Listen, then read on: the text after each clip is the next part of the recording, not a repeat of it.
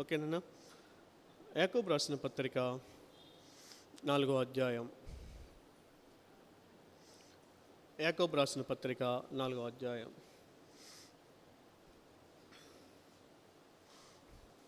10వ వచనం నాన్న. 212 పేజ్, 212 పేజ్ నెంబర్ 212 నాన్న. యాకోబు రాసిన పత్రిక 4వ అధ్యాయం 10వ వచనం నాన్న.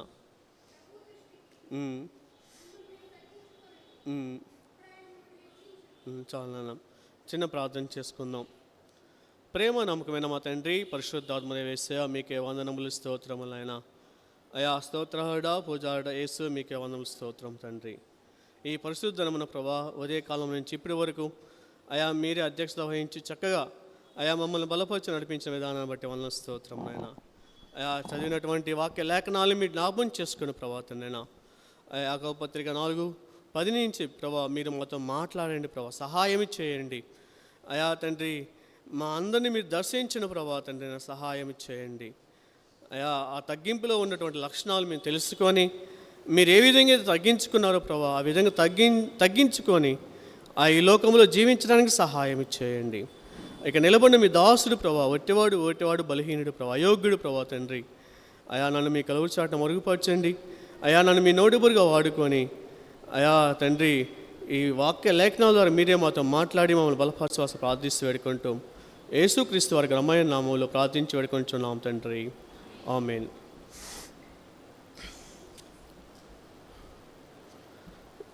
ఇవే వచనాలు నాన్న. నేను పోయినసారి టేబుల్ మెసేజ్ తీసుకున్నప్పుడు చెప్పాను. నేను ఫిబ్రవరి నెల 2వ వారంలో చెప్పినట్టున్నాను. నేను ప్రభు దృష్టికి మనం ఎలా ఉండాలంటే మనల్ని మనం తగ్గించుకున్న వాళ్ళగా కనబడాలి. ఆయన దృష్టికి మనము ఎలా కనబడాలో ఈ పరిశుద్ధ గ్రంథంలో చాలా విషయాలు చెప్పబడి ఉన్నాయి. అయితే ఈ సంవత్సరం మన థీమ్ తగ్గింపు కాబట్టి అందులో ఒక ప్రాముఖ్యమైన విషయం ఏమిటంటే ఆయన దృష్టికి మనం ఎలా కనబడాలంటే మనల్ని మనం తగ్గించుకొని జీవించాలి.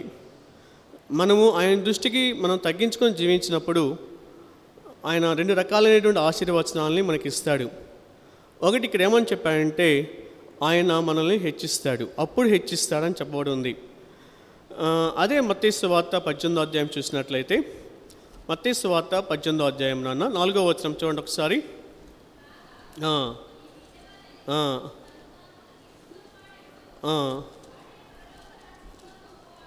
ఒక నిమిషం. పరలోక తన్ను తాను బిడ్డవలే తన్ను తాను తగ్గించుకున్న వాడెవడో వాడే పరలోక రాజ్యంలో గొప్పవాడు.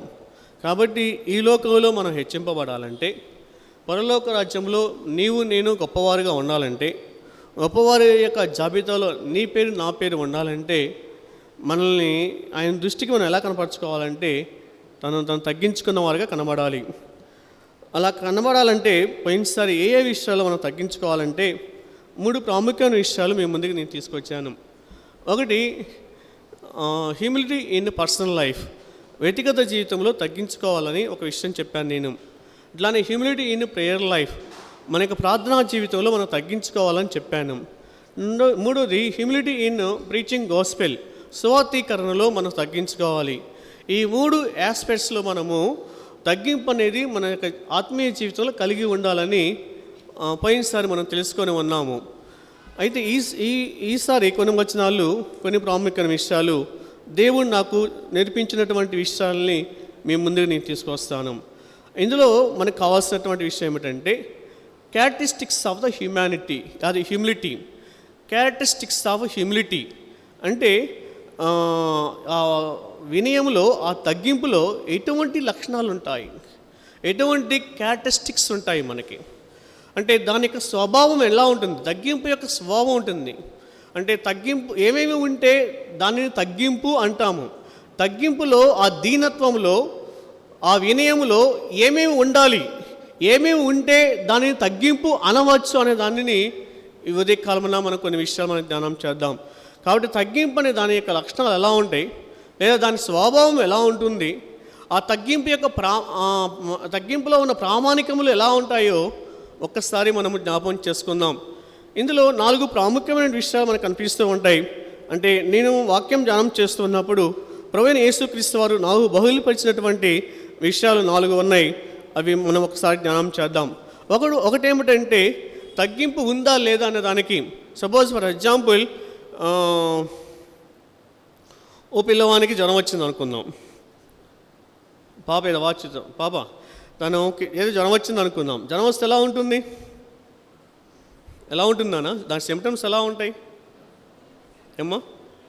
ఎలా ఉంటాయి? జ్వరం వస్తే ఎలా ఉంటుంది? చల్లగా, కూల్గా, హాయిగా ఎలా ఉంటుంది చెప్పాలి? వేడిగా ఉంటుంది, టెంపరేచర్ ఉంటుంది, ఇంకా బాడీ పెయిన్స్ ఉంటాయి, హెడేక్ ఉంటుంది. Very good. ఇంకా హెడేక్ ఉంటుంది, నోరంతా చేదుగా ఉంటుంది, ఏమి తినబుద్ధి కాదు, అవునా కదా? చలి ఉంటే చలి, జ్వరం ఉంటే చలి ఉంటుంది. ఇవన్నీ దేనికి గుర్తులంటే, దేనికి సిమ్టమ్స్ అంటే ఈ పాపకి లేదా ఈ బాబుకి జ్వరం వచ్చిందన్న దానికి సిమ్టమ్స్ అన్నమాట. గుర్తులు, సిమ్టమ్స్ అంటాం వాటిని. కొన్ని లక్షణాలు, ఒక వ్యాధి లక్షణాలు ఉంటాయి, ఓకేనా? ఒక రోగానికి లక్షణాలు ఉంటాయి. అలానే ఈ తగ్గింపుకు కూడా కొన్ని లక్షణాలు ఉంటాయి, కొన్ని స్వభావాలు ఉంటాయి. మన యొక్క ఆత్మీయ జీవితంలో ఈ సిమ్టమ్స్ అనేటువంటివి, లేదా ఈ గుర్తులు అనేటువంటివి, లేదా ఈ ఆనవాలు అనేటువంటివి, ఈ ప్రామాణికాలు అనేటువంటివి మన జీవితాలలో ఉన్నాయో లేవో ఒకసారి పరిశీలన చేసుకుందాం. మనకి ఎంత జ్వరం ఉందో చూసుకునే పోయే ముందల మనకి గుర్తులు అన్నమాట, జ్వరం వచ్చిందని చెప్పి. ఈ గుర్తులను బట్టి మనం ఏం చేస్తామంటే, జ్వరం వచ్చిందని చెప్పి ఆ థర్మామీటర్ తీసుకొని మన నోట్లో పెట్టుకుంటాం. అది తెలియజేస్తుంది 101, 102, 103 అని తెలియజేస్తుంది. అప్పుడు హాస్పిటల్కి వెళ్తాం, డాక్టర్ గారు ప్రిస్క్రిప్షన్ ఇస్తారు. అట్లానే మన నీ జీవితంలో కూడా ఇవి సిమ్టమ్స్, ఈ లక్షణాలు ఉంటే తగ్గింపు. ఇదిగో నెంబర్ 1 ఇది ఉందా లేదా మన దగ్గర. నెంబర్ 2 ఇది ఉందా లేదా మన దగ్గర. నెంబర్ 3 ఇది ఉందా లేదా. ఇవి ఉంటేనే మన దగ్గర ఏమున్నట్లు లెక్కంటే వీ హ్యావ్ హ్యూమిలిటీ. మన దగ్గర ఆ వినయము, ఆ తగ్గింపు, ఆ దీన మనస్సు నీలో నాలో ఉందని చెప్పి గుర్తన్నమాట. ఒకవేళ ఈ లక్షణాలు మనం లేకపోతే మనలో తగ్గింపు లేదు, వినయం లేదు, దీనత్వం లేదు. ఒకవేళ ఇవి లేకుండా నేను తగ్గి ఉన్నాను, దీనత్వం కలిగి ఉన్నాను, తగ్గింపు కలిగి ఉన్నాను, అన్నామనంటే అది కపటము, వేషధారణ. ఒకవేళ అటువంటి భక్తిలో మనం ఉన్నామేమో ఒక్కసారి పరిశీలన చేసుకుందాం. ఎటువంటి భక్తి చేస్తున్నాం మనము? ఒకవేళ వేషధారంతో భక్తితో ఉన్నామా, లేదా నీతి నిజాయితీతో యథార్థమైన భక్తి కలిగి ఉన్నామా అనేది ఇక్కడ ఉన్నటువంటి కొన్ని సిమ్టమ్స్ నేను చెప్తాను. ఒకసారి మనం బేరీజు వేసుకుందాం, పరిశీలన చేసుకుందాం. మొట్టమొదటి విధేయత, ఒబీడియన్స్ ఇన్ ద హ్యూమిలిటీ. మనకి విధేయత ఉంటే మనం తగ్గి ఉంటాం. లేదా ఇట్లా చెప్పుకున్నాం, ఎవరైతే తగ్గి జీవిస్తారో వాళ్ళు మాత్రమే విధేయత కలిగి జీవిస్తారు.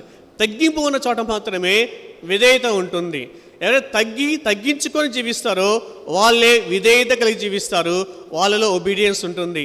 వాళ్ళలో ఒబీడియన్స్ లేకుండా, విధేయత లేకుండా నేను తగ్గాను, నేను తగ్గించుకొని జీవిస్తున్నాను, నేను క్రీస్తు పోలికలో జీవిస్తున్నాను, నాలో ఆ వినయం ఉంది, ఆ విధేయత ఉంది, ఆ మానవత్వం ఉందంటే అది తప్పు, అది పొరపాటు కింద లెక్క, లేదా అది కపటము, మోసంతో కూడినటువంటిది.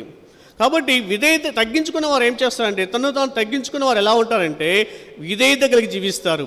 తను తాను తగ్గించుకున్న వాళ్ళు ఎలా జీవిస్తారంటే విధేయత కలిగి జీవిస్తారు.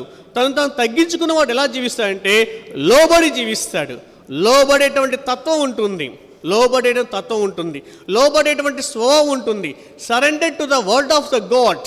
దేవుని యొక్క మాటకి, దేవుని నోటి నుంచి ప్రతి మాటకి వేసిన తోచా తప్పడానికి సరెండర్ అయిపోతాం.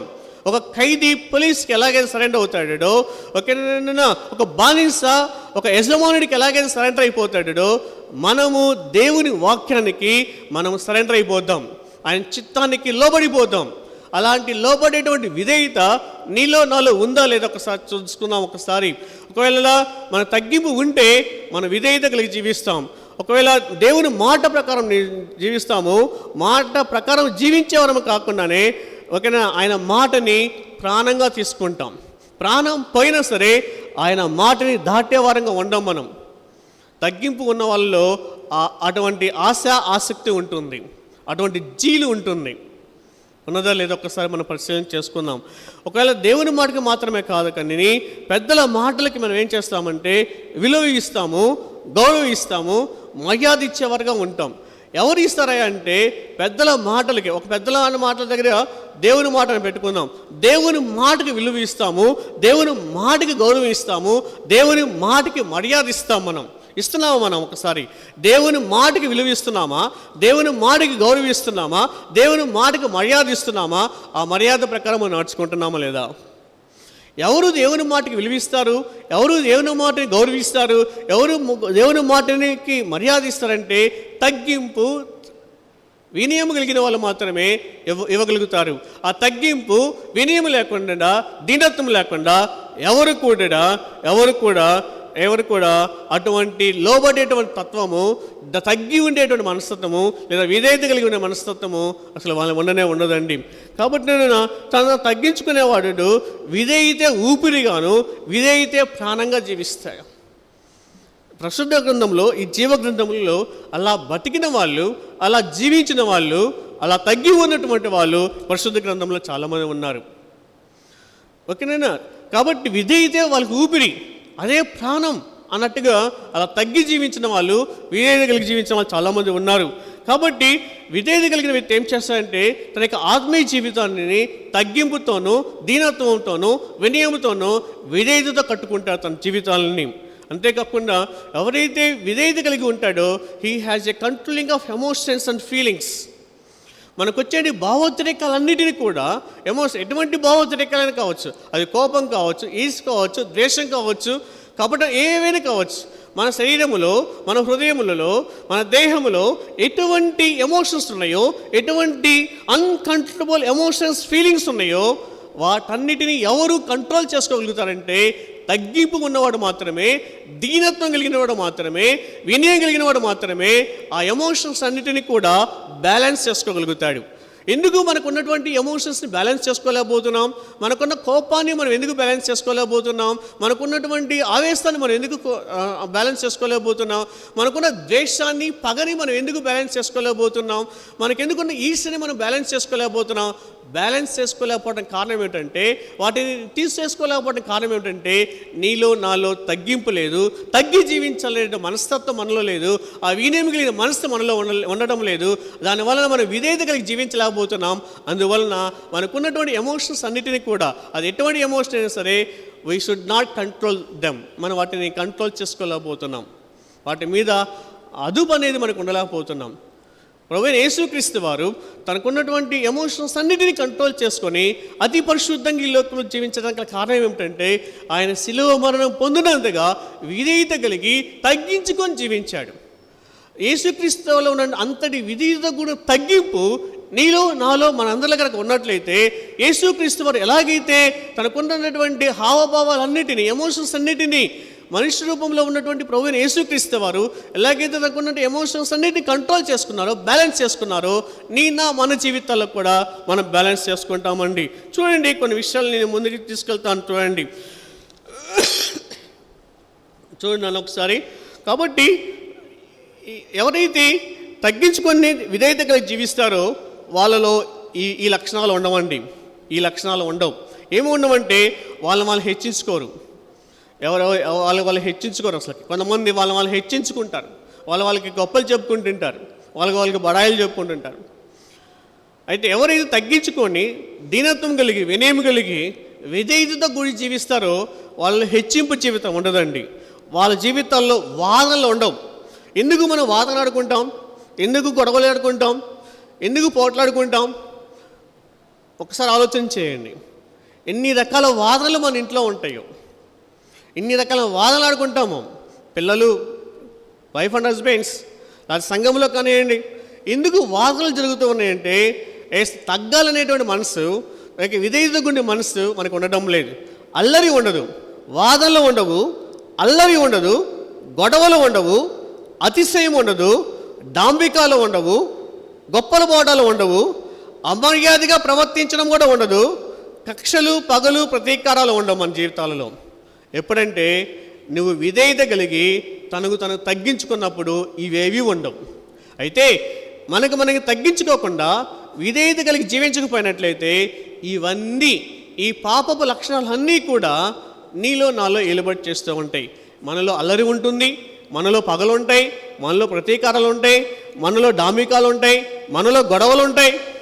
మన కుటుంబాలలో గొడవలు ఉంటాయి, సంఘాలలో గొడవలు ఉంటాయి, పనిచేసే స్థలాల్లో గొడవలు ఉంటాయి, అల్లరి ఉంటుంది, అగౌరవం ఉంటుంది, అమర్యాద ఉంటుంది. ఒకరినొకరిని అమర్యాదగా చూసుకుంటాం మనం.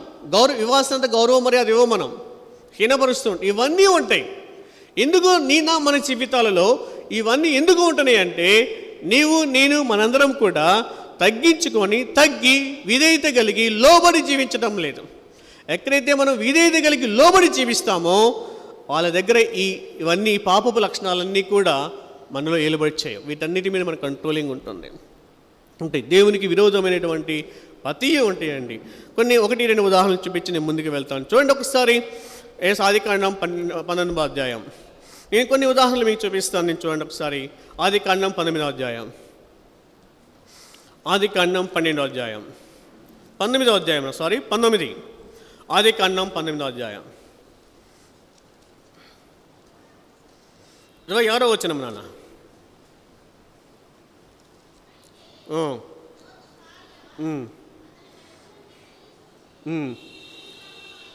ఇక్కడ మనం పరిశుద్ధ గ్రంథంలో కొత్త నిబంధన గ్రంథంలో ఒక మాట ఉంటుంది, లోతు భార్యను జ్ఞాపకం చేసుకునేడని. ఇంకా అంతకు మించి ఆమె గురించి ఏమి రాయబడలేదు, కానీ లోతు భార్య జ్ఞాపకం చేసుకునే ఒక మాట ఉంటుంది. జ్ఞాపకం చేసుకోవడానికి ఏముంటుంది అని ఒకసారి మనం పరిశీలన చేస్తే చాలా విషయాలు దేవుడు నాకు తెలియపరిచాడు. అయితే ఇక్కడ ఉన్నటువంటి సందర్భం ఏమిటంటే, ఆమెని వెనక్కి తిరిగి చూడొద్దు అంటే ఆమె వెనక్కి తిరిగి చూసింది, తిరగద్దు అంటే వెనక్కి తిరిగింది. కారణం ఏంటి? ఎందుకు తిరిగి చూసింది? ఎవరు చెప్పారు ఆమెకి ఎవరు చెప్పారు? బహుశా భర్త లోతు చెప్పి ఉండవచ్చు. లోతుకి ఎవరు చెప్పారు? 2 దేవదూతలు చెప్పారు. మీరు అక్కడి నుంచి వచ్చేటప్పుడు అక్కడే ఉంటుంది 17వ వచనం చూడండి. 17 ఆ దూతలు వారిని వెలుపలికి తీసుకుని వచ్చిన తర్వాత, ఆయన నీ ప్రాణమును దక్కించుకున్నట్లు పారిపోము, నీ వెనుకకు చూడకమని. This is the order of the god, this is the command of the god. ఇది దేవునికి ఆజ్ఞ. ఇది లోబడి ఉండడం అనేటువంటిది, విధేయత కలిగి ఉండటం అనేటువంటిది దేవునికి ఆజ్ఞ. ఇది తగ్గి ఉండడం అనేటువంటిది దేవునికి ఆజ్ఞ. ఇది మనం లోబడుతున్నామా? దేవదూతలు వాళ్ళ 4 చేతులని పట్టుకొని లోతు భార్య వాళ్ళ 2 కూతుర్లని చేతులు పట్టుకొని బయటికి లాక్కొని వచ్చిన తర్వాత వాళ్ళకి ఇచ్చిన ఆర్డర్ ఏమిటంటే, వెనుకకు తిరిగి చూడొద్దు అన్నప్పుడు ఈ విషయము బహుశా లోతు భార్య చెప్పుండవచ్చు. అమ్మ, దేవదూతలు నాకు ఎలా చెప్పారమ్మా, వెనక్కి తిరిగి చూడొద్దు అన్నారు, కాబట్టి వెనక్కి తిరగకుండా ముందుకు పరిగెత్తి పారిపోతాం రా అన్నప్పుడు ఆమె కొద్ది దూరం వచ్చిన తర్వాత వెనక్కి తిరిగి. కారణం ఏంటి? నేనేమనుకున్నానంటే lack of obedience towards the god. దేవుని మాట పట్ల విధేయత లేకపోవడమే ఆమెను ఏం చేసిందంటే ఉక్కు స్తంభం చేసింది. దేవుని మాటకు ఆమె ఎంత విలువ ఇచ్చింది, దేవుని మాటకు ఎంత మర్యాద ఇచ్చింది, దేవుని మాట ఎంతగా గౌరవించింది. ఒక్కసారి ఆలోచన చేయండి. దేవుని మాట అంటే విలువ లేదు, గౌరవం లేదు, మర్యాద లేదు. అందుకే ఆమెలో ఏమి ఏలుబడి చేస్తుందంటే అవిధేయత ఏలుబడి చేస్తుంది. ఆమెలో ఏమి లేదంటే తగ్గాలి అనేటువంటి మనస్తత్వం లేదు, తగ్గి జీవించాలి, లోబడి జీవించాలనే మనస్తత్వం ఆమె లేదు. అందువలన ఆమె యొక్క జీవితం ఏమైపోయిందంటే ఉక్కు స్తంభంగా మారిపోయింది. ఎట్లా మారిపోయిందో చూడండి ఒకసారి.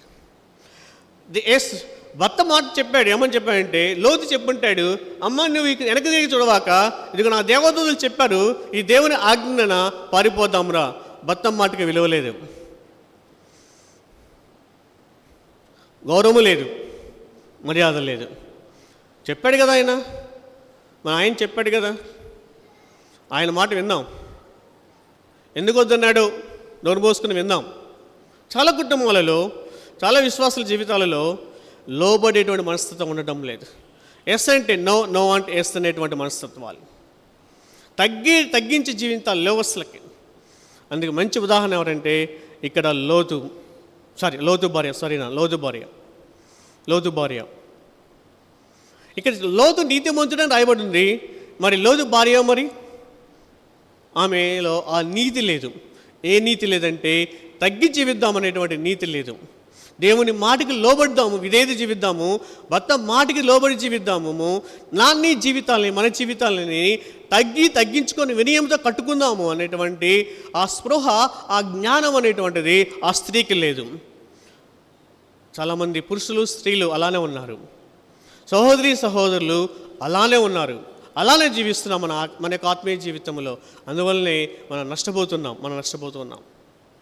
ఇంకో మాట నేను చూపిస్తాను. ఎస్తేరు గ్రంథం చూసినట్లయితే చూడండి ఒకసారి. ఎస్తేరు 414 పేజీ నాన్న, 414 పేజీ, మొదటి అధ్యాయం 414 11వ వచనం నాన్న.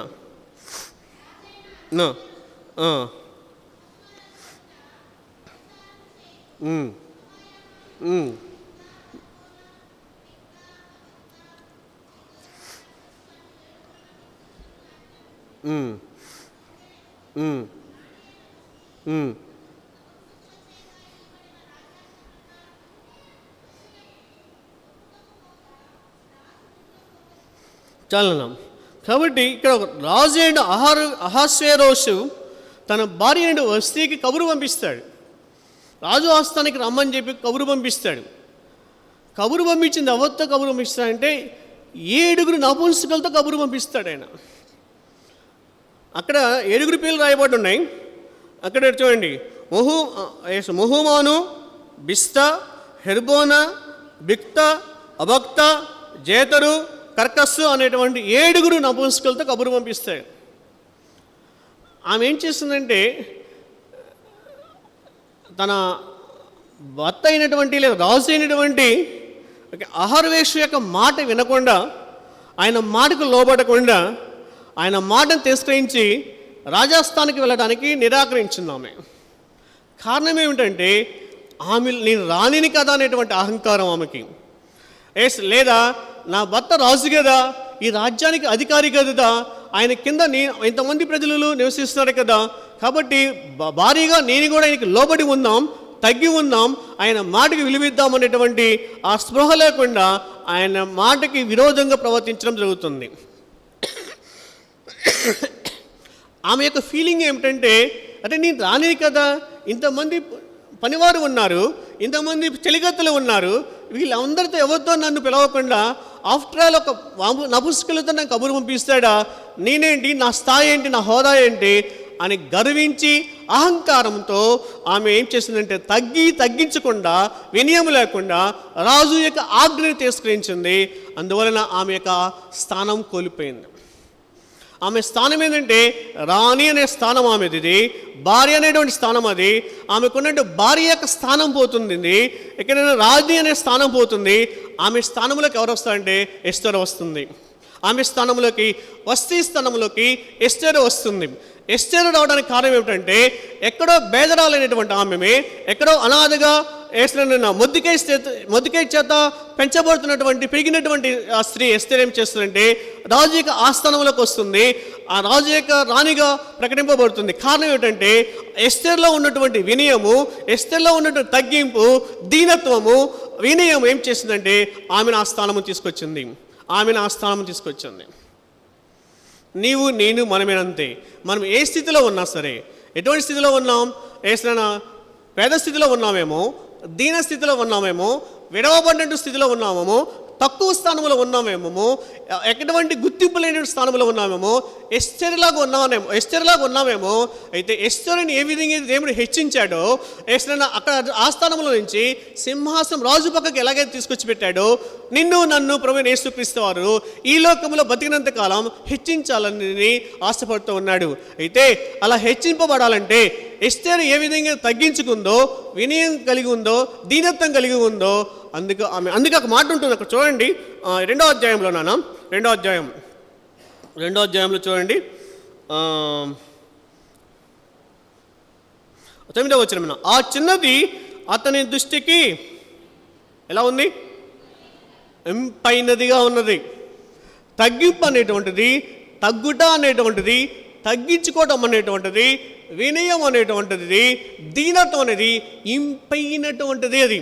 అది పరిమళ సువాసన వెళ్ళేటువంటి జీవితం పరిమళ సువాసన వెదజల్లేటువంటిది ఎవరైతే వాళ్ళ జీవితాలు, ఆత్మీయ జీవితాలలో దానిని కలిగి ఉంటామో, నీ నా జీవితాలు అనేటువంటివి, నీ నా బతుకులు అనేటువంటివి, లేదా ఆత్మీయ జీవితాలు అనేటువంటివి ఎలా ఉంటాయంటే ఇంపైనీగా ఉంటాయి, పరిమళ సువాసన వెదజల్లేగా ఉంటాయి. అలా ఉండాలని ప్రభు యొక్క కోరిక, ఆయన యొక్క ఉద్దేశమై ఉన్నది. అయితే మనం ఎందుకు అలాగా ఇంపైన వరకు ఉండలేకపోతున్నామంటే, అలాంటి పరిమళ సువాసన వెదజల్లే వరకు నీవు నేను ఎందుకు జీవించలేకపోతున్నామంటే, మనలో ఆ లక్షణం లేదు, అది ఆ క్వాలిటీ లేదు, ఆ సిమ్టమ్స్ మనలో లేవు. అవి ఏమి లేవంటే తగ్గాలి, తగ్గించుకోవాలి, వినయంతో విధేయత కలిగి లోబడి జీవించాలి, ఎవరితో అనే ఆలోచన మనకు లేదు.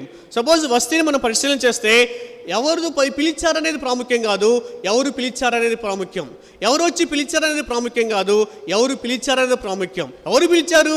రాజు పిలిచాడు. ఎవరు వచ్చి పిలిచారు నీకెందుకు? కానీ నేను రానిది కదా అని నా స్థాయి తగ్గిందో అని అనుకొని ఆమె గర్వించింది. ఆమెలో ఉన్న గర్వము, అహంకారము ఆమెని పతనానికి దారితీస్తుంది. అలా నేను లోతు భార్యను మనం పరిశీలన చేసినట్లయితే, అయితే నన్ను ఒక మాట చెప్పేసి నేను ముందుకు వెళ్తాను. ఓకేనా? నేను ఒక మాట చెప్పేసి నేను ముందుకు వెళ్తాను. చూడండి ఒకసారి. అట్లానే చాలామంది ఉన్నాను. నేను మళ్ళా వస్తీ ఎస్తేరు గురించి, లోతు భార్య గురించి చెప్పాను. మళ్ళా సహోదరి మళ్ళీ బాధపడతారేమో, అనుకుంటారేమో అన్నీ మా గురించి చెప్పారు, మగవాళ్ళు ఎవరు ఉండరా అని. ఉన్నారు, అలాంటి వాళ్ళు కూడా ఉన్నారు. మగవాళ్ళలో కూడా అలాంటి అహంకారం కలిగిన వాళ్ళు, గర్వం కలిగిన వాళ్ళు, లోబడినటువంటి వాళ్ళు, తగ్గాలి తగ్గించుకోవాలనే మనస్తత్వం లేనిటువంటి వాళ్ళు చాలామంది ఉన్నారు. సౌలుని మనం పరిశీలన చేస్తే దేవుని మాటకు లోబడలేదు. గర్వం, అహంకారం. ఒక మాట నేను చెప్పిస్తాను చూడండి. రెండవ సమూయేలు గ్రంథం ఒక మాట చెప్పిస్తాను. మొదటి సమూయేలు గ్రంథం 18వ అధ్యాయం. మొదటి సమూయేలు గ్రంథం 18వ అధ్యాయం 6-7 వచనాలనా నేను చదువుతాను. దావీదు ఫిలిష్తీయులను హతం చేసి తిరిగి వచ్చినప్పుడు స్త్రీలు ఇశ్రాయేల్ ఊళ్ళన్నిటి నుండి తంబూరులతోనూ, సంభ్రములతోనూ, వాద్యములతోనూ పాడుచు, నాట్యం ఆడుచు రాజైన సౌలుని ఎదుర్కొన్నట్టుకై ఎక్కడైనా వచ్చిరి. ఆ స్త్రీలు గాన ప్రతిగానములు చేయొచ్చు, వాయించు. సౌలు 1000 కొలదియు, దావీదు 10,000 కొలదియు శత్రువులు హతము చేసిరి. ఆ మాటలు సౌలుకు ఇంపుగా ఉండనందున ఏమి లేవంటండి, ఇంపుగా లేవు.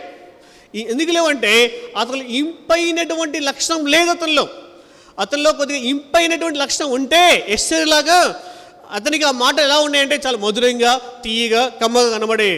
కానీ వాళ్ళు పాడినటువంటి సౌలు 1000 కొలదియు, దావీదు 10,000 కొలది హతం చేస్తున్న మాటలు లేదా పాటలు సౌలు యొక్క చెవికి ఇంపుగా లేవు అతనికి.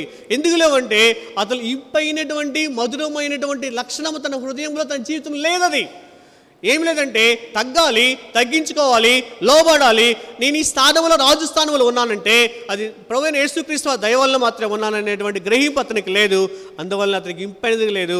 అతను గర్వం వచ్చింది, అహంకారం వచ్చింది, విధేయత చూపించలేదు. తన కుటుంబంతో పాడైపోయింది. నీ నా జీవితాలు ఎలా ఉన్నాయి ఒకసారి పరిశీలన చేసుకోండి. మన కుటుంబంలోకి హెచ్చింపబడకుండా ఉండడానికి కారణం ఏమిటంటే, దీవింపబడకుండా ఉండడానికి కారణం ఏమిటంటే, ఆత్మీయ జీవితంలో ఎన్ని సంవత్సరాలు ఉన్నా ఆ మరుగుజ్జు స్థానంలో మనం ఉండడానికి కారణం ఏమిటంటే, నీలో నాలో ఆ తగ్గింపుతో కూడినటువంటి, ఆ వినయంతో కూడిన విధేయత నీ నా జీవితాల్లో లేదు. అందువలన ఒకవేళ అలాంటివి ఉన్నట్లయితే మనలో ఆత్మఫలాలనే ఉంటాయి. క్షమాపణ ఉంటుంది, ప్రేమ ఉంటుంది, దీన మనస్సు ఉంటుంది, దీర్ఘశాంతం ఉంటుంది, మంచితనం ఉంటుంది, జాలిదయ ఉంటుంది, పరిశుద్ధత ఉంటుంది, అన్నీ ఉంటాయి.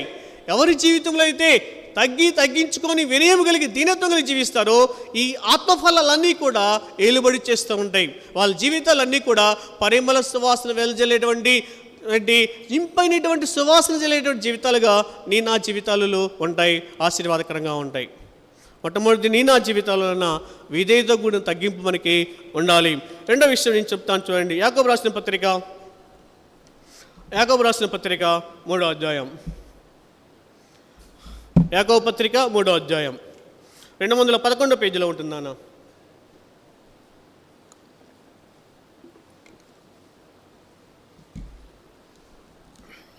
5 నుంచి చదువుదాం ఒకసారి.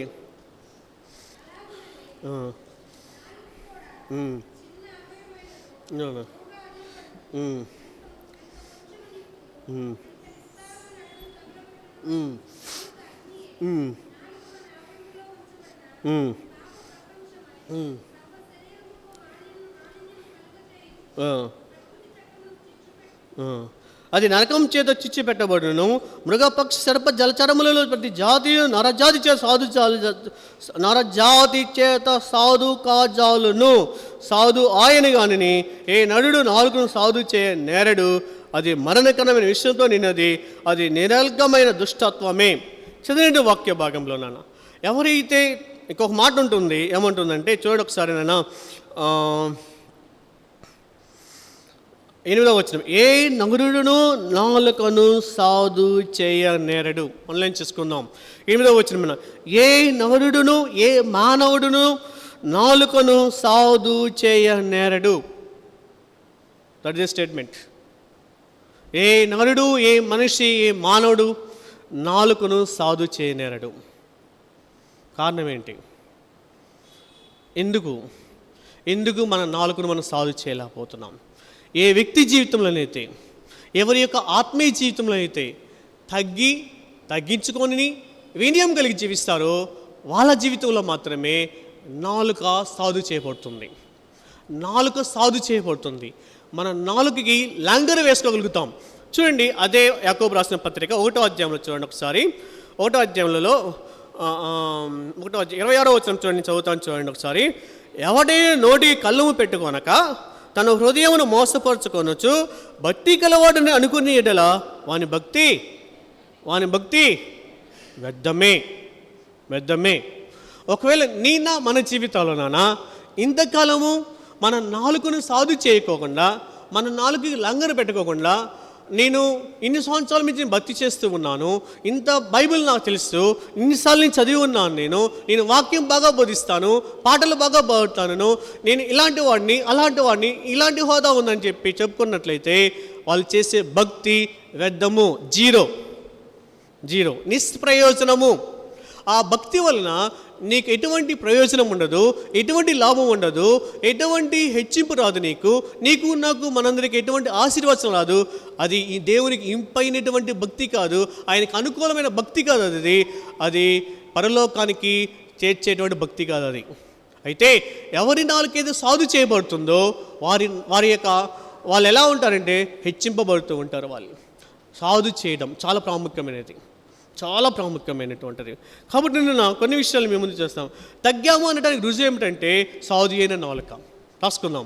తగ్గాము అనడానికి రుజువు ఏమిటంటే నేను తగ్గించుకొని జీవిస్తున్నాను, నాలో వినయం ఉందని దానికి ప్రామాణికం ఏమిటంటే ఎవరి జీవితంలో అయితే సాధు అయిన నాలుక ఉంటుందో ఎవరికి తెలిసిపోతుంది. మన సాధు అయిన నాలుక ఉందా లేదని మనకు తెలిసిపోతుంది. జ్వరం వచ్చి చేపట్టుకుని తెలుస్తుందా ఎలా ఉంటుంది? ఎడ్స్గా ఉంటుంది, అవునే కదా? తెలిసిపోతుంది. మనకేం పెద్ద చెప్పాల్సిన అవసరం లేదు, తెలిసిపోతుందన్న. కాబట్టి సాధు అయిన నాలుగు ఎవరి జీవితంలో అయితే ఉంటుందో వాళ్ళ జీవితంలో తగ్గించుకున్నామన్న దానికి రుజువు అన్నమాట. నేను వినయం కలిగిన వాడిని దానికి రుజువు అన్నమాట. కాబట్టి చూడండి ఒకసారి, నేను తగ్గించుకొని వినయం కలిగిన వారు ఎలా మాట్లాడతారంటే, తగ్గించుకొని వినయం కలిగిన వాళ్ళు, దీన మనసు కలిగిన వాళ్ళు ఎలా మాట్లాడతారంటే జాగ్రత్తగా మాట్లాడతారు. మాట్లాడే ప్రతి మాట జాగ్రత్తగా మాట్లాడతారు. మనకి ఎవరైనా కోపం వస్తే ఏమంటాం? ఒళ్ళు దగ్గర పెట్టుకుని మాట్లాడరా అంటావా? అన్నాం ఎప్పుడన్నా మనం? ఎలా మాట్లాడాలంట? నేనే ఒళ్ళు దగ్గర పెట్టి మాట్లాడు అంటే వాడి దగ్గర ఏం లేదంటే ఒళ్ళు దగ్గర లేదు అంటే, ఒళ్ళు దగ్గర లేదంటే అదేంటి? జాగ్రత్తగా మాట్లాడాల. ఎలా పడితే అలా మాట్లాడతారు. చాలామంది ఎలా పడితే అలా మాట్లాడిస్తారు. ఆచితూచి మాట్లాడు, బ్యాలెన్స్డ్ టాకింగ్. ఆచితూచి మాట్లాడతారు. నోట్ల నుంచి మాట్లాడచ్చా మాట్లాడకూడదా? బ్యాలెన్సింగ్. ఎవరు మాట్లాడతారంటే సాధువైన నాలుక ఉన్నవారు మాట్లాడతారు. ఆ సాధువైన నాలుక మనకి ఎలా వస్తుంది? తగ్గించుకొని వినయం కలిగి జీవిస్తేనే వస్తుంది, రాదు, హైలీ ఇంపాసిబుల్. కాబట్టి దేవుడు వింటున్నాడనే గ్రహింపుతో మనం మాట్లాడాలి. దేవుడికి జవాబు చెప్పాలి. ఆయన యొక్క న్యాయపీఠం ముందు నిలబడాలి. జవాబు ఇవ్వాలనేటువంటి భయంతో మనం మాట్లాడాలి. ఓకేనా? అలా మాట్లాడే స్పృహ, ఆ స్పర్శ ప్రతి ఒక్క విశ్వాస జీవితంలోనూ ఉండాలి. అట్లా ఆచితూచి మాట్లాడేటువంటి దేవునికి నేను జవాబు చెప్పాలి. నన్ను కన్నటువంటి ప్రభువైన యేసుక్రీస్తు వారికి, నా కోసం ప్రాణం పెట్టిన యేసుక్రీస్తు వారికి నేను జవాబుదారీ అనేటువంటి స్పృహ, ఆ స్పర్శ ప్రతి విశ్వాస జీవితంలోనే ఉండాలి.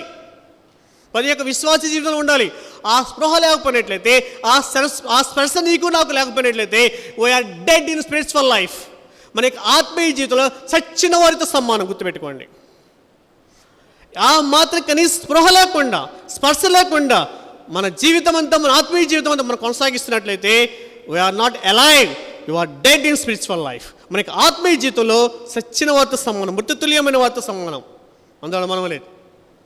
ఎవరైతే ఆ స్పృహ ఉంటుందో, ఆ స్పర్శ ఉంటుందో, ఆ గ్రహింపు ఉంటుందో, they are alive in spiritual life. వాళ్ళు ఆత్మీయ జీవితంలో బతికున్నారని దానికి గుర్తన్నమాట. ఒకసారి మనం పరిశీలన చేసుకుందాం. మనకి ఆత్మీయ జీవితంలో బతికున్నామా, ఆత్మీయ జీవితం చచ్చిన స్థితిలో ఉన్నామా, ఒక్కసారి పరిశీలన చేసుకుందాం. మనం ఆత్మీయ జీవితంలో బతికున్నామన్న దానికి రుజువు ఏంటంటే సాధు అయిన నాలుక. అయితే ఏ నరుడు చేయలేడు, చేస్తాడు. ఎలా చేస్తాడంటే తగ్గించుకొని జీవించాలి. నన్ను మీరు ఇక్కడ కూర్చొని ఆడుకుంటున్నాను. మీరు ఆడుకుంటున్నారు, ముగ్గురు అమ్మాయిలు ఆడుకుంటున్నారు. ప్లీజ్ దయచేసి వినండి. దయచేసి ఆడుకోవద్దు ప్లీజ్. ఓకేనా? కాబట్టి తగ్గించి జీవించాలి. ఆ స్పృహ ఉండాలి. ఉన్నామా లేదనేది ఒకసారి మనం పరిశీలన చేసుకుందాం. కొన్ని ఉదాహరణలు నేను చెప్తాను, మీకు ఉదాహరణలు ఇచ్చి ముందుకెళ్తాను. చూడండి, తగ్గాము, వినయం కలిగిన వాళ్ళు ఎలా మాట్లాడతారో చూద్దాం ఒకసారి. ఓకేనా? లేదా సాధు అయిన నాలుగు కలిగిన వాళ్ళు ఎలా మాట్లాడతారో ఒకసారి చెప్తాం. చూడండి, ఒకసారి మితంగా మాట్లాడతారు. ఎలా మాట్లాడతారు? మితం, లిమిటెడ్ వర్డ్స్, వెరీ లిమిటెడ్. సామెతల 17:27 ఉంటుంది. Limited words. వాళ్ళ మాట ఎలా ఉంటుందంటే ఉప్పు వేసినట్టు ఉంటుంది, మధురంగా ఉంటుంది, చాలా టేస్ట్గా ఉంటుంది, కమ్మగా ఉంటుంది, ఉప్పు వేసినట్టు ఉంటుంది, పరిమళ సువాసన వెదజల్లేటట్టు ఉంటుంది వాళ్ళ మాటలు ఎలా ఉంటాయి తెలుసా? దేవునికి ఘనత తెచ్చే విధంగాను, దేవునికి మహిమ తెచ్చే విధంగా ఉంటాయి. ఇంకా చెప్పాలంటే నా మాట ఎలా ఉంటాయి తెలుసా? యేసుక్రీస్తు వారిని ఈ లోకానికి పరిచయం చేసే విధంగా ఉండాలి. మన మాట ఎలా ఉండాలి తెలుసా? యేసుక్రీస్తు వారిని ఈ లోకానికి, ఈ సమాజానికి, ఈ మనుషులకి పరిచయం చేసే విధంగా ఉండాలి. ఒక మంచి మాట ఉంటుంది. ఏముంటుందంటే భయముతో కూడిన పవిత్రమైన ప్రవర్తన. ఏంటో తెలుసా? తగ్గించుకొని సాధు అయిన నాలుగు కలిగి ఉండడం. నేను చూపిస్తాను అన్నమాట, మీకు కావాలంటే వదిలి టైం సరిపోదు. ఓకేనా? భయముతో కూడిన పవిత్రమైన ప్రవర్తన కలిగి ఉండాలి.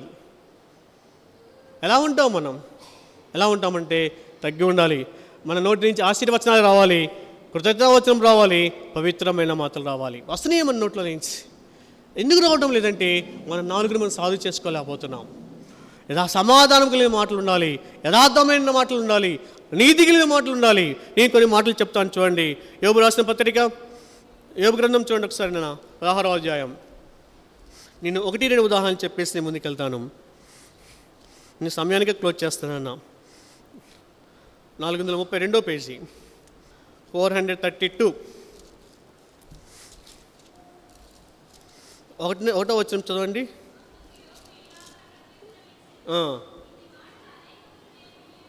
ఇట్టి మాటలు చాలా విన్నాడు యోబు. ఇట్టి మాటలు అంటే ఇందు ముందు అధ్యాయాలలో చాలామంది చాలా మాటలు మాట్లాడారు యోబు గురించి. తన భార్య మాట్లాడుతుంది, నీ యథార్థను విడిచిపెట్టి చచ్చిపోకూడదు అంటుంది. స్నేహితులు మాట్లాడతారు. ఇట్టి మాటలు ఒట్టి మాటలు అనుకుందాం.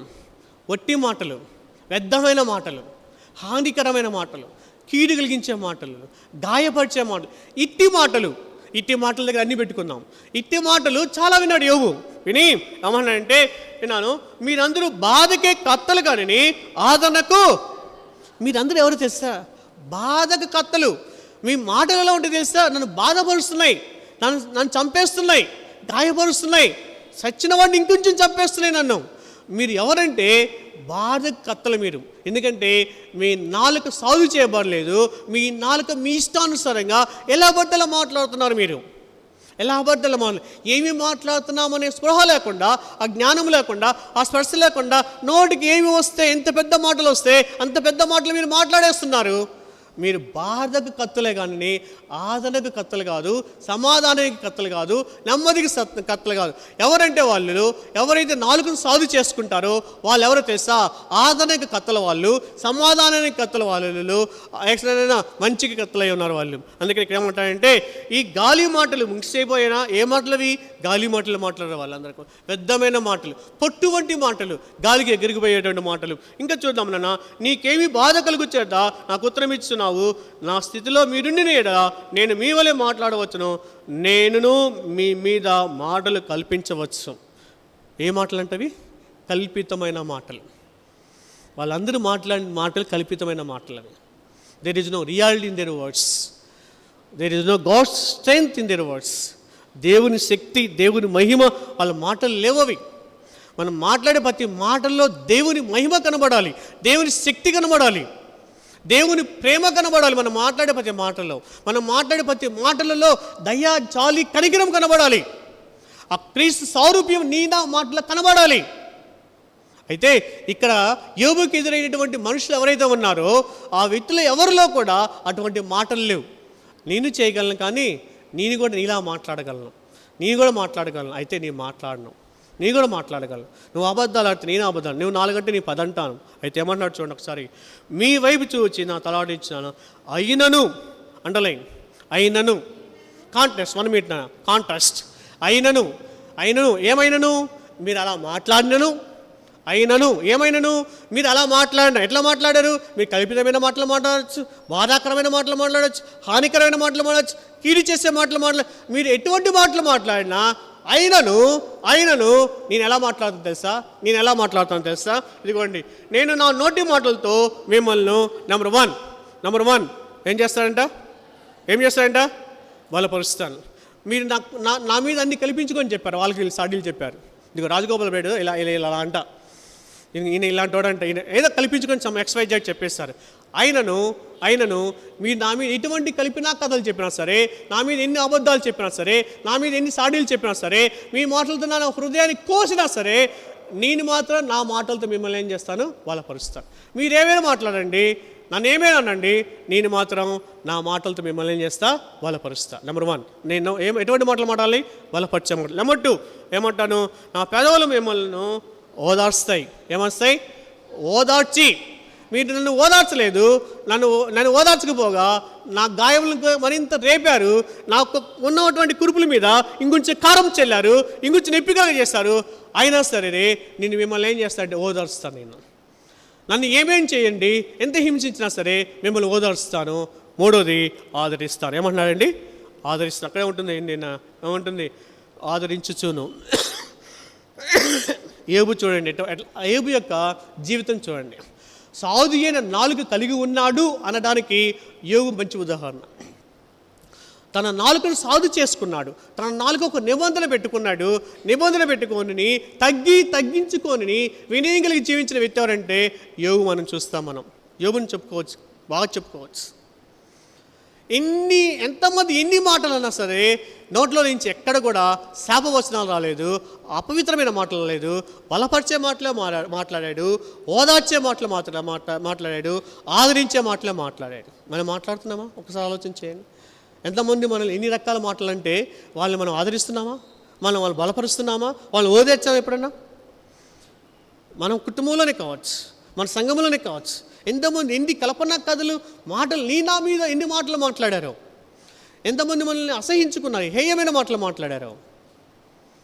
దావీదు కూడా అదే మాట్లాడతాడు. దావీదు కూడా సాధు అయిన నాలుగు కలిగి ఉన్నాడు అన్నదానికి రుజువు అన్నమాట.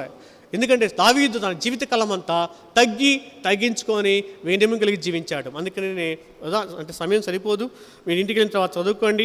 1 సమయాలు 18:5 ఉంటాయి. తన భార్య విషయంలో కానివ్వండి, షిమీ విషయంలో కానీ, సౌలు విషయంలో కానివ్వండి, అన్ని విషయాలలో కూడా ఎవరు ఎన్ని మాటలన్నా సరే దావీదు తగ్గించుకొని తన నాలుకను అదుపులో పెట్టుకొని జాగ్రత్తగా మాట్లాడాడు. ఆయన అదుపులో మాట్లాడు. నా జీవితంలో అటువంటి సాధు అయిన నాలుక ఉన్నదా లేదా? ఉంటే మన మాటలు ఎలా ఉంటాయి తెలుసా? మితంగా మాట్లాడుకుంటాం, ఉప్పు వేసినట్టుగా ఉంటాయి, మధురంగా ఉంటాయి. ఎక్కడైనా బలపరిచే మాటలు మాట్లాడుకుంటాం, మనం ఓదార్చే మాటలు, ఆదరించే మాటలు మాట్లాడతాం. మన మాటల్లో ఎటువంటి పాపరహితమైన మాటలు ఉంటాయి. ఏ మాటలమ్మా? పాపరహితమైన మాటలు ఉంటాయి. దోషరహితం, ఏ దోషం ఉండదు మన మాటల్లో. సాధు అయిన నాలుగు ఉండాలి మనకి. ఎప్పుడు ఉంటుందంటే తగ్గించుకొని వినయం ఉన్నప్పుడే. రెండు విషయాలు నేను చెప్పానన్నా. ఒకటి, తగ్గించుకున్నాము, వినయం కలిగి ఉన్నాము. దానికి రుజువు ఏమిటంటే, ఎవరైతే విధేయత కలిగి తగ్గి లోబడి జీవిస్తారో వాళ్ళలో తగ్గింపు ఉన్నది. రెండోది, ఎవరి నాలుగైతే సాధు చేసుకుంటారో వాళ్ళు తగ్గించుకున్నారో దానికి రుజువు అన్నమాట. నాలుగును సాధు చేయకుండా తగ్గించుకున్నాను, నేను భక్తి కలిగి వాడిని చెప్పుకున్నట్లయితే వారి భక్తి వ్యర్థమే. మూడో విషయం నేను చెప్తాను, ముందుకు వెళ్తాను నాన్న. మూడో విషయం చెప్తాను, చూడండి ఒకసారి. యోబు గ్రంథం మొదటి అధ్యాయం. యోబు గ్రంథం మొదటి అధ్యాయం నాన్న.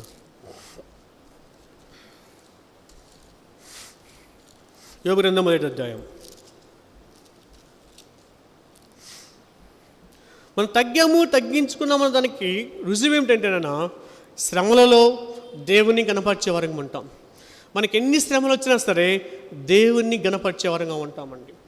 మనకు ఎదురయ్యే ప్రతి శ్రమల్లో గొనుక్కోకుండా, సనక్కోకుండా, మనల్ని శపించుకోకుండా, ఇతరులను శపించకుండా, ఒకరినైనా భక్తి మార్గం నుంచి దారి తిప్పుకోకుండా, ఎవరైతే శ్రమలని అనుభవించడానికి ఇష్టపడతారో, క్రీస్తు యేసు కలిగినటువంటి ఆ మనసు ఎవరైతే కలిగి ఉంటారో వాళ్ళలో తగ్గి ఉన్నామని దానికి రుజువండి. నేను కొన్ని ఉదాహరణలు చెప్పేసి నేను ముందుకు వెళ్తాను. చూడండి ఒకసారి మొదటి అధ్యాయంలో చూడండి, 2వ వచనంలో నాన్న. 2వ వచనం, అతనికి 7 కుమారులు 3 కుమార్తెలు. అంటే 10 మంది పిల్లలు ఉన్నారండి. 7,000 గొర్రెలు ఉన్నాయి, 3,000 ఒంటెలు ఉన్నాయి, 500 జతల ఎడ్లు ఉన్నాయి, 500 ఆడుగదులు ఉన్నాయి, బహుమంది పనివారు ఉన్నారు. అతని ఆస్తిపరుడండి అతను. యోబు మంచి ఆస్తిపరుడు అతను, గొప్ప ధనవంతుడు అతను. ఓకేనా? ఈ ధనవంతుడైనటువంటి ఆస్తిపరుడు యోబుకి ఒక్క దినమున ఏమవుతుందంటే మొత్తం పోగొట్టుకుంటాడు. అదే 21వ వచనం చూసినట్లయితే, నేను నా తల్లి గర్భం నుండి దిగమునే వచ్చుతని, దిగమునే తిరిగి వెళుతును, యెహోవా ఇచ్చెను, యెహోవా తీసుకుని పోయినాం. తగ్గించుకున్నాము అనేటువంటి వ్యక్తి యొక్క లక్షణాలు అలా ఉంటాయి. మనకి సమస్తము పోగొట్టుకున్నా సరే, జీవితం అంతా కోల్పోయినా సరే, ఒట్టి చేతులతో నిలబడినా సరే, మనం ఎలా జీవిస్తామంటే క్రీస్తుని మహిమపరుస్తూ జీవిస్తాం. ఇలా బతుకుతాం, మనం ఇలా ఉంటాం. మన శ్రమల కాలములలో, మన బాధల్లో, మన కష్టాల్లో ఇలా బతుకుతాం. సమస్తము పోగొట్టుకున్న దేవుని స్తుతిస్తూ, దేవుని ఆరాధిస్తూ, దేవుని ఆనుకొని జీవిస్తాం. ఎవరు? తగ్గించుకున్నాం మన వాళ్ళలో. చూడండి ఒకసారి 2వ అధ్యాయం, యోబు గ్రంథం 2వ అధ్యాయం. ఓకే, 9వ వచనం, అతని భార్య వచ్చి, నీవు ఇంకను యథార్థను వదలకుందువా, దేవుని దూషించి మరణం కమ్మనెను, అందుకు అతను మూర్ఖురాలు మాటలను నువ్వు మాట్లాడుచున్నావు, మనమే దేవుని వల్ల మేలు అనుభవించుదమా, కీడును మనము అనుభవింపతగదమా. ఈ సంగతులు ఏ విషయం నేను యోబు నొకటి మాటతో నేను పాపము చేయలేదు. కాబట్టి యోబుని గురించినటువంటి మంచి సాక్ష్యం ఇక్కడ. ఇలా నోటిని, తన నాలుకని సాధు చేసుకునే వ్యక్తిగా కనిపిస్తున్నాడు మనకి.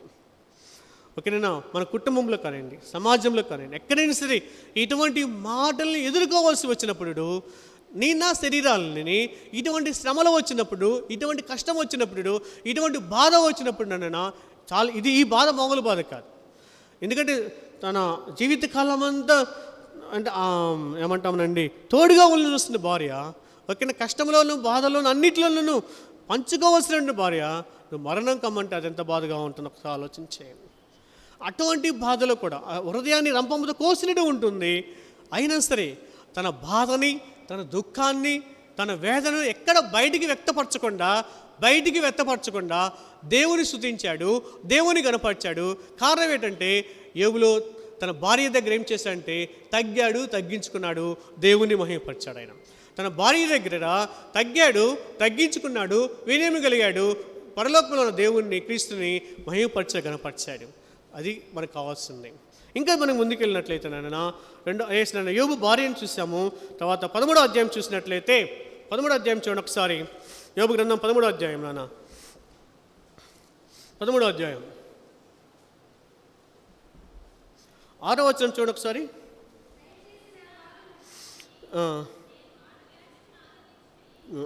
దయచేసి నా వాదము వినుడి. పైన వాళ్ళు చాలా అబద్ధాలు చూడండి, వాళ్ళు ఆయన మీద అబద్ధాల మాటలు మాట్లాడతారు, ఎన్నో మాటలు మాట్లాడతారు. అయితే వాళ్ళ స్నేహితుల్ని దయచేసి ప్లీజింగ్ మేనర్, రిక్వెస్టింగ్ మేనర్, తగ్గించుకున్నాము, వినయం కలిగి ఉన్నాము అన్న దానికి రుజువు ఏంటంటే we should have requesting manner, pleasing manner. మనము ఏమంటాము, ఆ బతిమలాడుకునేటువంటి ప్లీజ్ కొద్దిగా చేస్తావా, ప్లీజ్ ఒక గ్లాస్ మంచినీళ్ళు ఇస్తావా, ప్లీజ్ కొద్దిగా మైక్ సెట్ చేసి వస్తావా, ప్లీజ్ కొద్దిగా ఫ్యాన్ స్విచ్ ఆఫ్, ప్లీజ్ దయచేసి.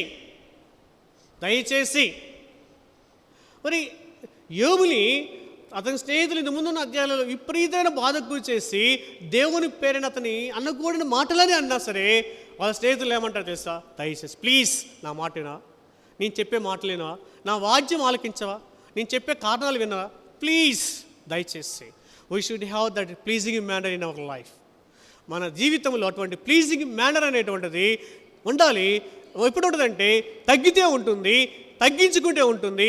యోబులాగా తగ్గించుకొని వినయం కలిగి ఉన్నప్పుడు మాత్రమే మనలో ఆ ప్లీజింగ్ మేనర్ అనేటువంటిది మనలో ఉంటుంది. ఉందో లేదో ఒకసారి చూసుకోండి. ఒకసారి మన చిన్నపిల్లలైనా సరే ప్లీజ్ అని మనం అనాలి. ప్లీజ్ కొద్దిగా చూడనా, ప్లీజ్ అది చూడనా, ప్లీజ్. ఎంత మంచి మాట చూడండి ఒకసారి, ఓకేనైనా. కాబట్టి యోబు తన మాటల్లో కానీ, తన చేతుల్లో కానీ, ప్రవర్తనలో కానీ, నడవడికలో కానీ అన్ని విషయాల్లో తను తగ్గించుకున్నాడు. అన్ని విషయాల్లో తన మాటల్లో కానీ, తన చూపుల్లో కానీ, తన ప్రవర్తనలో కానీ, నడవడికలో కానీ అన్ని విషయాల్లో తన జీవితకాలం అంతా నడిరేతి నుంచి అరికాల వరకు తన ప్రతి అవయవాన్ని క్రీస్తుని మహిమపరచాలనే ఉద్దేశంతో, క్రీస్తుకి మహిమ తీసుకురావాలనే ఉద్దేశంతో, క్రీస్తుకే ఘనత రావాలనే ఉద్దేశంతో తన శరీరంలో ఉన్నటువంటి ప్రతి అవయవాన్ని, నాలుకని, చూపుల్ని, కంటిని, అవయవాలన్నిటినీ కూడా తగ్గించుకొని జీవించాడు ఆయన. తగ్గించుకొని వినయంతో వాడుకున్నాడు ఆయన. నా జీవితాలలో అటువంటి ప్రవర్తన ఉన్నదా లేదా? కష్టకాలంలో, ఇబ్బందుల్లో, శ్రమలలో, శోధన వచ్చినప్పుడు నాన్న యోబు వలె మన అవయవాలన్నిటినీ కూడా క్రీస్తుని మహిమపరిచే విధంగా తగ్గించుకొని జీవిస్తున్నాము లేదా? ఒక మాట మనం చూసుకుందాం. 4వ వచనం వస్తే 2 నిమిషాలన్నా టైం అయింది, నేను 2 నిమిషాలు ఎక్కువ తీసుకున్నాం. త్యాగము, సమర్పణ కలిగి ఉండాలి. తగ్గి ఉన్న వాళ్ళు ఏముంటుందంటే సమర్పణ కలిగిన జీవితం ఉంటుంది. ఎవరైతే తగ్గించుకుంటాడో వాళ్ళలో సమర్పణ ఉంటుంది. జీవితాన్ని సమర్పించుకుంటారు, క్రీస్తు కోసం సమర్పించుకుంటారు. క్రీస్తు కోసం ఏమైనా త్యాగం చేయవలసి వస్తే త్యాగం చేయడానికి రెడీగా ఉంటారు వాళ్ళు. ఎవరు త్యాగం చేస్తారంటే క్రీస్తు కోసమే, మనుషుల కోసం కాదు, ఈ లోకం కోసం కాదు. క్రీస్తు కోసం ఏమీ త్యాగం చేయాల్సి వచ్చినా, ఈవెన్ జీవితాన్ని త్యాగం చేయాల్సి వచ్చినా జీవితాన్ని కూడా క్రీస్తు కోసం త్యాగం చేస్తాం. త్యాగం చేసిన వాళ్ళు, సాక్రిఫైస్ చేసిన వాళ్ళు ఈ పరిశుద్ధ గ్రంథంలో చాలామంది ఉన్నారు. నేను ఒక ఉదాహరణ చెప్పేసి క్లోజ్ చేస్తాను. రూతు జీవితాన్ని మనం పరిశీలన చేస్తున్నట్లయితే, రూతు జీవితాన్ని మనం పరిశీలన ఇంటికి వెళ్తే చదువుకోండి. 2వ అధ్యాయం 10వ వచనం, 11వ వచనం, 18వ వచనం, అలానే 1వ అధ్యాయం, ఇవన్నీ 1-2 అధ్యాయాలు చదువుకోండి ఒకసారి. ఆమె తన జీవితం మొత్తం కూడా తగ్గించుకొని తన అత్తనే నయోమి కోసం తన జీవితాన్ని త్యాగం చేస్తుంది. తన అత్తనే నయోమి కోసం వృద్ధాప్యంలో ఉన్నటువంటి, సమస్తము పోగొట్టుకున్నటువంటి, నిరాశ్రయాలైనటువంటి, ఒట్టి చేతిలో ఉన్నటువంటి, ఏ తోడు ఏ నీడలేనటువంటి అభాగ్యురాలైన తన అత్తైనటువంటి నయోమి కోసం యవ్వన ప్రాయంలో ఉన్నటువంటి, ఇంకా బోలెడ జీవితం కలిగి ఉన్నటువంటి ఆ రూతు త్యాగం కలిగి, సమర్పణ కలిగి తన యవ్వన జీవితం మొత్తాన్ని వదిలిపెట్టేసేసి, తన బతుకును మొత్తాన్ని వదిలేసేసి, తన కుటుంబాన్ని, తన ఊరిని, తన తల్లిదండ్రులని సమస్తాన్ని వదిలిపెట్టేసి అత్తని నయోమిని హత్తుకొని జీవించింది, త్యాగం చేసింది. తగ్గించుకొని రూతులో కనుక ఆ తగ్గింపు కనుక లేకపోయినట్లయితే, ఆ వినియమం కనుక లేకపోయినట్లయితే, ఓర్ప ఎలాగైతే నయోమిని ముద్దు పెట్టుకుని వెళ్ళిపోయిందో తను కూడా వెళ్ళిపోయేది. 100% తను కూడా వెళ్ళిపోయేది. ఓర్పై బుద్ధి పెట్టుకొని వెళ్ళిపోయింది నయోమిని. కానీ రూతు ఏం చేసిందంటే నయోమిని హత్తుకోవడానికి కారణం ఏమిటంటే రూతులో ఉన్నటువంటి తగ్గింపు, వినయము తన అతన్ని హత్తుకునేది చేస్తుంది. నీవు నేను మనం ఎలా ఉన్నాం? అటువంటి త్యాగము, సమర్పణ నీలో నాలో ఉన్నాయలేవా? కుటుంబం కోసం, పరిచర్య కోసం, దేవుని కోసం, దేవుని కోసం అటువంటి తగ్గింపు, త్యాగము, సమర్పణ కలిగే జీవితాలు నేను కలిగి ఉన్నాము లేదా? ఎందుకు లేవంటే నీలో నాలో ఏం లేదంటే తగ్గింపు లేదు, తగ్గి ఉండాలనేటువంటి స్పృహ లేదు, మనకి ఎవరో వినయం లేదు. 4 విషయాలు చెప్పాను, నేను క్లోజ్ చేస్తున్నాను. నేను తగ్గి ఉన్నామనడానికి రుజువు ఏమిటంటే మనలో విధేయత ఉండాలి, లోబడాలి. క్రీస్తు నోటి నుంచి వచ్చే ప్రతి మాటకి భార్య భర్తకు లోబడాలి. ఎస్ అంటే నో. చాలామంది భార్యలు పెత్తనం చేసేవాళ్ళుగానే ఉంటారు. మనం ఎంత చదువుకున్నా, ఒక స్త్రీ కలెక్టర్ అయినా సరే బయన భర్తకు భార్య మాత్రమే, భర్తకు భార్య మాత్రమే.